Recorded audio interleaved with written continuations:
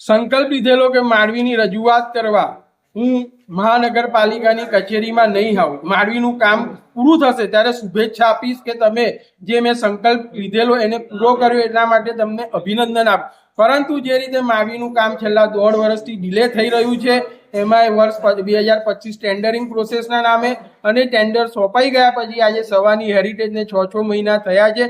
Ground level પર કામગીરી zero છે. એ કામગીરી ઝીરો હોવાને કારણે આજે મેં આરટીઆઈ કરી છે કે જેના દ્વારા આપણને વિસ્તૃત માહિતી મળે કે માંડવીનું કામગીરી કયા લેવલે કઈ રીતે મહાનગરપાલિકા કરાવી રહી છે. કારણ કે આજથી કહીએ 10મી જૂનના દિવસે અહીંના હેરિટેજ સેલ દ્વારા એવું કહેવામાં આવ્યું કે માંડવીની કામગીરી 15 થી 20% પતી ગઈ છે, જ્યારે ગ્રાઉન્ડ લેવલ પર ઝીરો છે. અને સતત મહાનગરપાલિકાના કમિશનર રિવ્યુ બેઠકમાં કહે છે કે માંડવીનું કામ ટેકનિકલ કારણને લીધે આગળ વધ્યું નથી. તો આ જે કોન્ટ્રાવર્સી હેરિટેજ સેલ દ્વારા અને મહાનગરપાલિકાના કમિશનર દ્વારા થઈ રહી છે, એમાં હેરિટેજને નુકસાન થઈ રહ્યું છે. એના માટે આજે હું મહાનગરપાલિકા કચેરી આરટીઆઈનું ફોર્મ સબમિટ કરવા